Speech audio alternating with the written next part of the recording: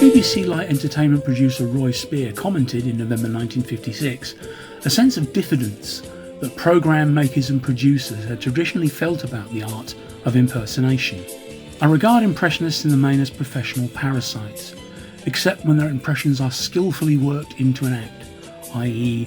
Dickie Valentine or Sammy Davis Jr., or when their ability as mimics is ultimately turned to a constructive advantage, as is best exemplified in the career of Peter Sellers.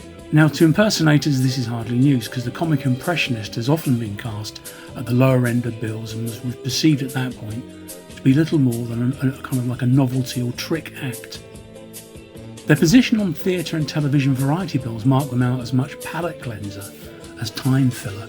Michael Grade confirmed they provided comedy, but they didn't undermine the comics that were going to be in the actual show. Sort of seen as a kind of binding element, if you like, a second-tier performer. Impressionism is often many performers' route into the business itself, as many practitioners have become known for other skills, be it traditional joke tellers, character comedians, musical theatre performers, or even serious actors. I'm thinking of people from Dick Emery to Jessica Martin to Peter Sellers to Chris Barry, Jim Carrey, Steve Coogan. All of these people began their careers using their mimicry skills as part of their very early stand-up routines and as a way of opening career doors. Now, there's not many people know that.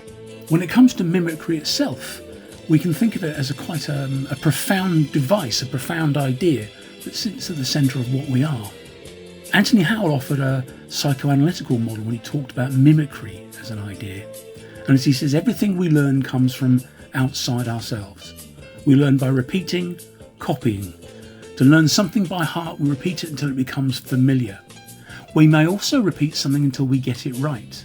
We may take something unknown from the outside and then by repeating it to ourselves, turn it into the familiar. So we mimic instinctively. We learn to work out boundaries, social mechanisms, hierarchies and so forth. As children, we replicate voices, sounds, movements constantly, with each repetition forcing order onto a chaotic or unknowable situation. I don't know any other investment that would bring that kind of yield. So apart from basic time filling and entertainment, what is the actual role of the impersonator? As I said, I'll be discussing this in a series of short films posted here on YouTube. I'll be illustrating these debates with clips and examples over a range of settings, defining and refining what an impersonator is, what their function is in a broader cultural and societal sense, giving nuance to the idea. Impersonator is a term often used in mainstream television for drag acts or gender parody, and it has been a term which has carried connotations associated less with skill but more with broad strokes and easy laughs. An impersonator draws on the age-old tradition of eliciting humour in a social situation by replicating the perceived aspects of a subject's voice persona, language, grammar, posture, or through conduct, attitude and gestures, agreed as being recognisable by the intended social group. It is a skill that permeates most aspects of formal and informal social interaction. It can be the central component of an act or of a performer's identity. Impersonation can be something that passes as a kind of bridge moment between one comedic concept and another. It can be used as a link between jokes. A comic impression can supply comedic grace notes in an act, or often tonal choices that add a colour and depth to an anecdote or a story. It can be something that a performer does to gain traction and attention, as we've said, but it can be a device that can easily exist as a serious area of study in academic and performance settings. Yeah, sting, like... Few artists pursue lifelong careers as impersonators, and many of the names that were mentioned in these short films often diversify within the media, and they deploy this art as part of their armoury of skills. However, the fluidity that dictates the art in terms of makeup, deployment, perception and reception can often render the art as an ephemera, which sometimes resists definition within academic studies of comedy. Thus, Impressionism, probably more than any other mainstream comic form, is a wisp, a barely contained gas of comedy and reception combined, one that constantly shifts and evades quantification. Impressionism is a transient moment of recognition that rests on a gamble, the risk that comes with hoping that the performer's perception of a personality or a phenomenon meets the shared experience of the group that it is intended for. It is an art form that is subject to the same demands of the comedian, in that if it fails, it is an unwanted gift, a moment of collapse in terms of social dynamics. It can thus intensify the embarrassment that comes with failure in these situations. If you think about it, impersonation, like telling a joke really, is a contract and a promise. It is where the performer potentially sacrifices the temporary status their position on the stage has granted them. And simultaneously, it is also a declaration of expertise and wisdom. An impersonation can be an act of anxiety for both performer and receiver. It is where a revelation is set to occur, and the failure to meet this exaltation can be disastrous. It is the site where an audience can be either surprised or dazzled or simply pushed away. An impersonation is about commitment, like all stand-up comedy performers, a contract between broadcast and receiver, as I've said. But let's face it, no one enjoys a bad comedian. An impression that fails to land can be equally, if not more, disastrous.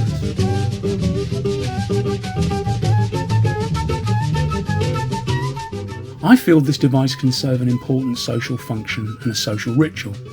Not just in that psychological sense that we mentioned earlier on from Howells, but really the project here is to offer a recognition or a shared belief through mimicry. And that's something that we all have some experience. I mean, I feel comedy is a vital part of communication and connection. It is incredibly personal. Our tastes, our values are reflected in our tastes in comedy, the things we find funny. If you like a certain comedian, it's as much about you as much as it does the comedian. But arguably comedy is where we not only discuss our values and our aspirations, but it is also where we make sense of our world and our surroundings. We often bond with strangers through humour or a passing joke. We use this comic dialogue as a way of mapping boundaries, judging safety, and collating a sense of our position in each social and cultural situation. Impersonation is often something that is displayed in private social settings that is perhaps more personalised and which is granted a permission and is tolerated.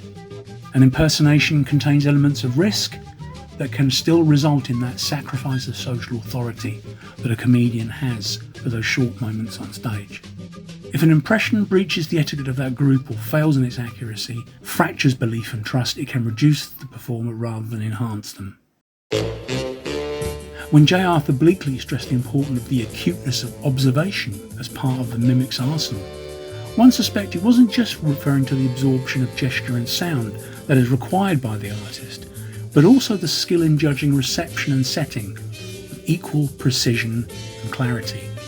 The successful comedy performer's mimic should ideally be blessed with an extensive cultural knowledge, expertise, and a sense of relatively objective judgment, alongside skills that extend into the area of acting. For me, the impersonation is a dialogue, a statement. As we're going to be talking about media impersonators, be it television or film or whatever, it can be a comic device that speaks to our perception of culture itself and its various components. Oh really? You think you know what I have to say better than I do? Think again. Remember, impersonation is rarely a literal depiction of an object, but it exists more like a simulation.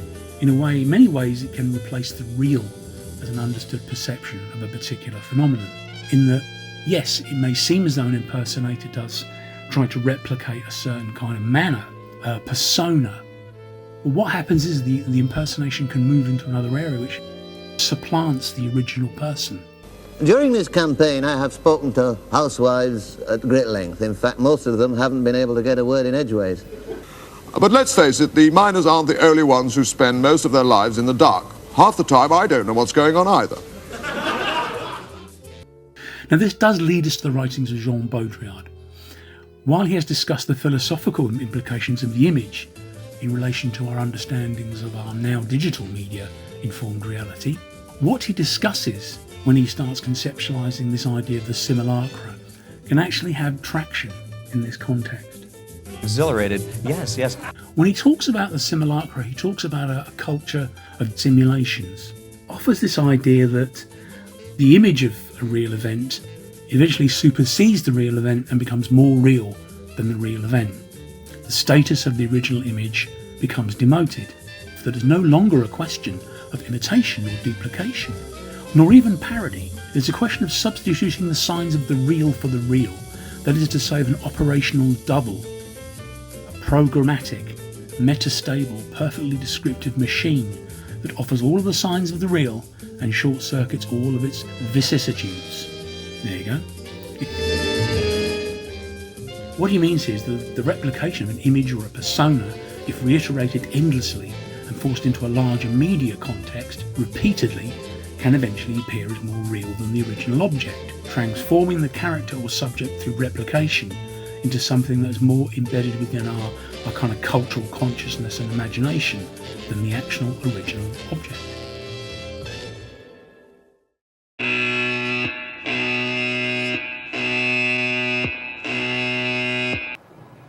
That lion gets up and tears the shit out of everybody, runs like the wind, eats everything in his path. Because every once in a while, the lion has to show the jackals who he is. Everyone does an impression of Christopher Walken. My Christopher Walken impression is one that follows really no pattern at all. I don't know why you would say such a thing in front of everyone as well. It's embarrassing, Andy. I know. Where do we go from here? Pineapple. I like to eat it. The Tony, which I'm up for, and you have a bunch of. It's crazy. You'd think, after all these years, I'd know not to fly over volcanoes. Coming over, making trouble. Ladies and gentlemen, Foo Fighters. Come on. You gotta get up. It's crazy. Listen, I don't even know if this sounds like you or not, but what I try to do is I try to sound as weird as possible. And every once in a while, I say the word cowbell. Pow! Like what this show needs is more cowbell. I could have used a little more cowbell. But it is important to register that the television impressionist holds a different status to the live stage version, and this is entirely down to the way they are viewed, consumed and internalised by audiences. The result of the act suggests a different set of implications. In that over time, as we internalise the shape and tone of an impersonation, we do what many schoolchildren do. We impersonate the impersonators. We take the information in from what is available to us. We process it. We filter it. We recognise it for being important or prominent in some ways, and then we regurgitate it, imprint our own signature on that information to gain status and or credibility in social situations, or in fact to create a sense of dialogue between ourselves. Wow. Magic. At this point, I'd like to bring in the concept of authenticity. That plays a vital role here, an all-important factor in terms of reception.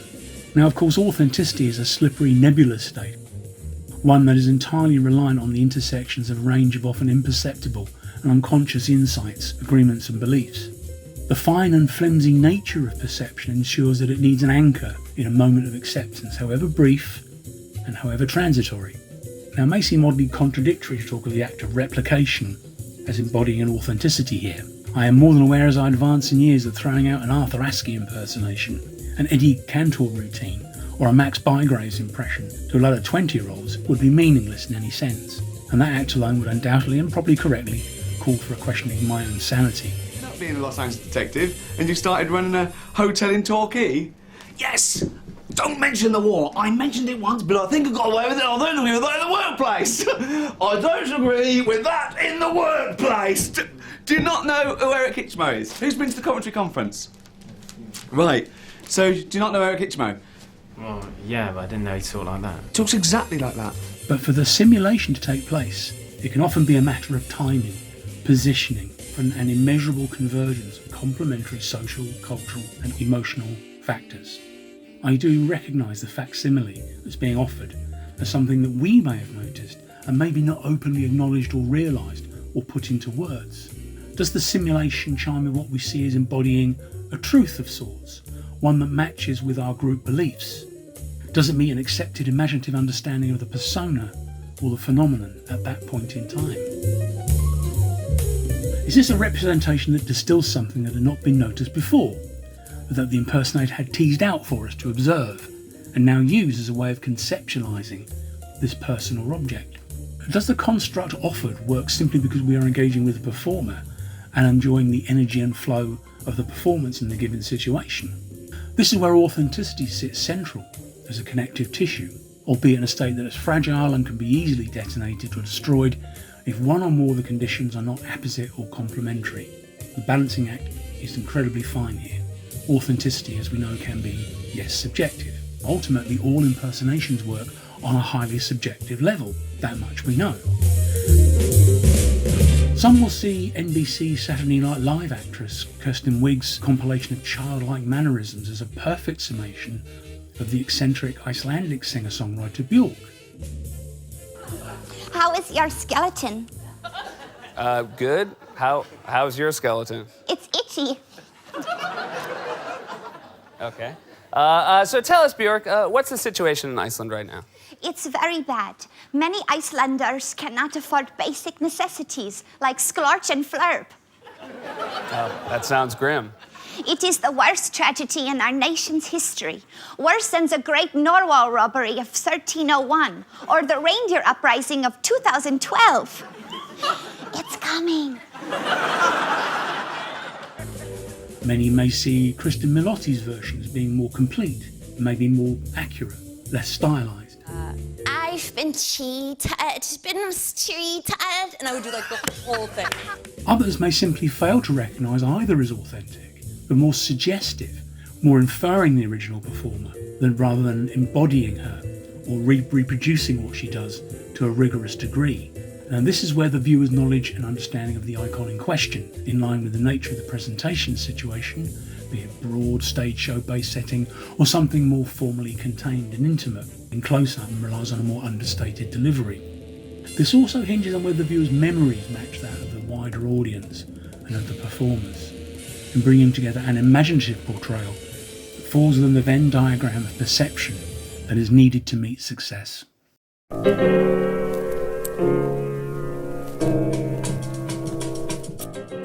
The role of the impersonator is someone to be entrusted with the role of interpreter, commentator, a kind of social writer. They are expected to weave a convincing story out of impressions of a particular phenomenon or shared totem.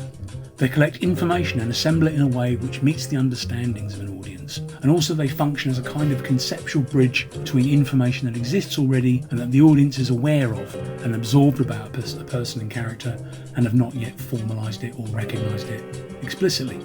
The impersonator is a performer who fashions these elements into a shape that has not yet occurred. The joy and success comes from the recognition of this moment, the skill in assembling these codes of behaviour and mannerism in a way that complements the perception of a large number of people at any given time.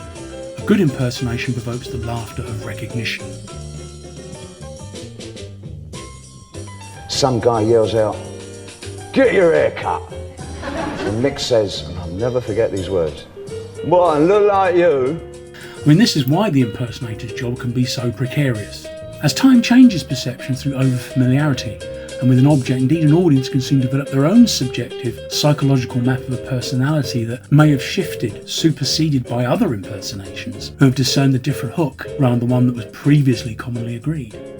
After the initial exploratory work has been made by the impersonator and it's become cemented, broader cognition always seeks a more refined picture. So each impression inevitably faces a kind of inbuilt obsolescence. In truth, few impressions last the test of time once the moment of revelation has been assembled for critique. Then that moment, unless bolstered by other contextual factors, soon passes and can do nothing but fade and slide into redundancy, frozen in time. The joke has been told, the knowledge has been revealed. The moment of innovation has now elapsed. What meets the exact cultural demands and specific criteria of a given moment in time, be it a film, a song, a joke or a story, is destined to become fixed at that moment and represents that as a signpost. It's no surprise that such an intense process can often take its toll on the mimic and the performer, who's required to keep innovating and keep surprising if they are to meet the approval of the group. How I see it, the impersonation, or the comic impersonation especially, is basically about clarifying a personality and a phenomena. It's about announcing culturally and socially agreed definitions of a person's appearance, voice or attitude. This information is set once a group recognise and agree enough numbers for this to be fixed for a short period, until another piece of information or piece of insight is presented by another social actor that supersedes and dislodges this picture or revises it and renders it slightly obsolete. Check out my next film in this series, where I'll go on to offer the first step of a typology, a set of definitions on how to conceptualise different kinds of impersonations. Don't worry, they won't all be as long as this, but thanks for listening. Please like and subscribe. Hope it wasn't too boring for you, and I'll see you soon. All the best.